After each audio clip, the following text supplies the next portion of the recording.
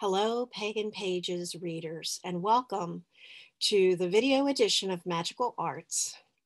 Robin Fennelly here, and this month we're going to welcome Spring's Promise of Balance, the Vernal Equinox, or as it is also known as Ostara. So the vernal equinox is the point that heralds a harmony of nature's tides. Any of the equinoxes, the vernal and the autumnal, are astronomically points where there is equal light and equal darkness. So the day hours and the night hours have reached a point of equanimity versus the other cross-quarter points astronomically, which would be the solstices, where one carries a longer hour of daylight and the other carries a longer hour of the night. So whenever we are working with the energies of the equinoxes, we are able to tap into those energies where we can recalibrate and reset ourselves. We've come from the winter solstice where there was the welcoming and the shortening of the time of darkness and the beginning, as we are seeing that each day there's a little bit more light that is held. And so now that we've come to the point of the vernal equinox or spring equinox, this is a point where we can kind of reset and recalibrate ourselves, where the energies are ones that are moving us from a space of limited light and moving us from a space of winter's hold into the place of spring and the opportunity to seed new ways of being and an opportunity to also help to quicken the new growth that we see surrounding us. This image that I have here on the screen, I really, really liked because I think it gives the epitome of what it is that I am expressing here as far as that balance, but yet you have this crooked path that's going through this beautifully, beautifully appointed space that has flowers beginning to blossom, that has this beautiful tree. And I really liked the image of having this bench, of sitting there just a little ways up from where you possibly would have entered the path, or if you are thinking from the other perspective, coming around that bend and walking towards that end road. And I really liked it because it expresses the fact that the equinox is a time also where we can just simply sit and rest. And as the days begin to grow longer and as the weather begins to warm, it's often very nice to take a walk out in nature. And it's even nicer if you have the time and if there happens to be a bench somewhere along the way that you can just kind of sit as the observer. And you may feel as though there's not a whole lot that you're going to necessarily see that's different from what you're seeing now. But the whole point of this is that at any given point in time, we can pause in the hectic pace and the movement that we are accustomed to, especially now. And we can just simply sit and we can let the air and the energy move around us. And we can turn our gaze from one thing to another thing, but in a deliberate motion, not frantically looking around for this, that, or the other, but knowing that we have enough time and enough opportunity that we are carving out for ourselves to simply pause and take a respite. And that's a lot of what Spring's Promise is telling us, is that this is the time where we have the opportunity to survey our surroundings.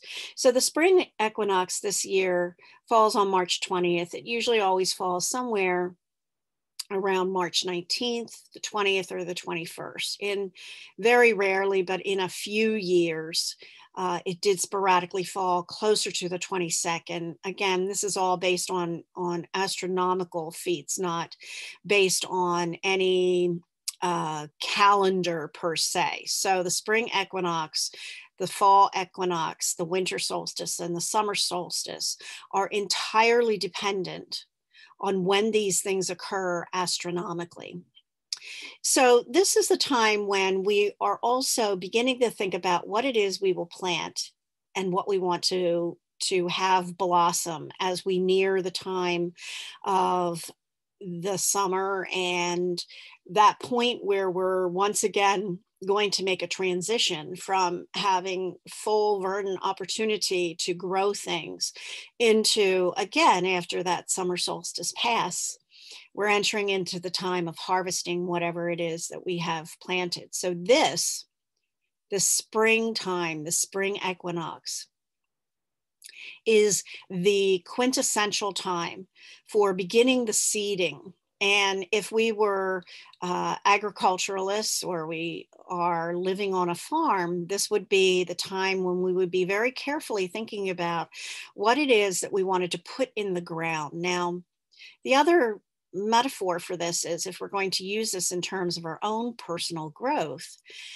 you know, in terms of the earth itself, generally during this time, the ground itself is just beginning to relieve itself of frost. And so the soil is getting a little bit softer, which is what you absolutely need in order to try to plant any seeds. You can't really plant a seed into frozen ground. So if we want to use this as a metaphor for ourselves, we are also coming out of that phase where we have been reclusive, we have hermited ourselves away inside. We are waiting for the rebirth of light, which occurred at the winter solstice. And we are now able to be standing in that place where we are beginning to thaw out. I know it sounds really strange, but we're beginning to open ourselves more and beginning to think more in terms of what it is that I want to see as the beauty and bountiful garden that will occur as the sun rises higher, as the days get longer, as the ground gets warmer, as the space turns into spring, late spring, and summer. So now is a time when we can also think about seeding our intention. What is our intention as we move forward in these next few months? What is it that we wish to bring towards that reach of this next Sabbat, which will be Beltane, the grand and the magical union of the feminine and the masculine energies? So what is it that we are going to seed towards the intention of having synthesis, integration, and having that place where we are fertile and where we are able to be abundant in what it is that we will be producing.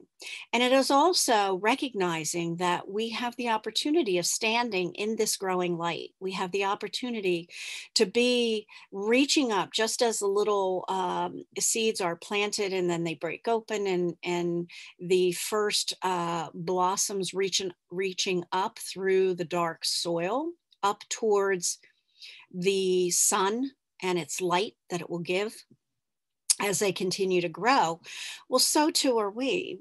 We've been standing in this place of protection, of drawing warmth to ourselves, of realizing that the light is growing within us as well at the turning of that solstice. That time and that space that we had for complete respite, of turning within, of reflecting within. Now we had shifted that into standing into an ever-growing light, and that light is what grows within us. Some of the energetic components of the spring equinox are the awakening of the divine spark within you. So just as the sun is growing in its strength, it's always strong, but these are the aphorisms that we use. Just as it is growing in its strength, in its heat, in its ability to completely move us into a space of warmth and sometimes overheating, depending on where you live. This is also energetically a time for us to awaken that divine spark within us. We have the sun within ourselves. That sun is the fuel, it is the container, it helps and assists that divine spark that is within us. So energetically, holding the intention of this divine spark within ourselves as being a burgeoning light, just as the sun is burgeoning in its qualities of being more prominent in our lives, in our space. So too, we can envision ourselves, we've seeded the intent, and now the divine spark, the divine sun within us, is serving to nurture and to draw it out into the brilliance of light where all can see it. Another energetic component is the breath of fire. This breath of fire is, it can be interpreted several ways. If you are familiar with yogic processes, it is part of a practice of pranayama, which is breath. And in that venue, the breath of fire is very rapid breathing that is done in a very specific way. And its intention is to energetically enliven the practitioner, to have it stimulate within the practitioner the element of fire itself, so that as the rapid breathing hits its pace and its rhythm, it is awakening all of that fire that is within the individual. I am also likening this breath of fire to holding intention in terms of of what we speak, of what issues forth from our mouths in the form of breath, having that heat and that passion and that intensity as we move through these next few months, that again has been seeded by the intention that we've planted and awakened by the divine spark. And another energetic component we could think of is expansiveness and our awareness. So when I was talking about the fact that astronomically the equinoxes are about the energy of equanimity, of neither day nor night being the prominent feature, this expansiveness, that straight line, which is the balance, so to speak. We can also think of that within ourselves in terms of the energy and our energy becoming more expansive, of us reaching out, not in one way nor in another, but simultaneously reaching out to the extension and to the limitlessness that we have as divine beings. This is also a wonderful opportunity to cultivate awareness. And a very simple exercise, just energetically for that, is again, taking a walk somewhere where you know that things will be blossoming and blooming, and consistently finding time to walk through those areas and really becoming more aware about what the changes in the seasons are, how they are occurring. And when you offer your attention and your physical awareness to those things, they also end up becoming those things within yourself that you learn to attune to. So some of the actions to honor this particular season, obviously planting and gardening, out literally planting and gardening, as well as metaphorically and figuratively. This would be also a really good time to explore perhaps a new craft skill, starting something new, planting new seeds. It doesn't mean, just as we know with planting and gardening, that every seed that I put into the ground is going to come to full maturity, but at least I tried. And at least I explored what that would feel like in putting that seed in that space of ground and tending to it in the way that I felt would be productive. So this is really a good time to explore possibly a new craft skill. Have you thought that you would perhaps like to explore lucid dreaming? Maybe you know something already about interpreting dreams. That's not a necessity, but maybe you know that, you're familiar with it. Maybe you are also familiar with the fact that you dream a lot. Well, maybe you would like to learn a little something about lucid dreaming. And in fact, there is a, ironically enough, and I didn't purposely do this, but one of the books that I reviewed this month is actually called A Visionary Guide to Lucid Dreaming. It's an excellent book. It's a really good book. But anyhow, that might be something that you might want to explore. Or maybe you've often thought, oh, it would be really nice to learn a new divination skill. I know that I do really well with tarot cards. So what would it be like if I used runes? And how are they similar? So exploring a new craft skill is possibly something that this point in time, because it is so in keeping with everything that is occurring in nature around us, would be a really good time to open ourselves to. Another thing is communing with the devas and spirits of nature.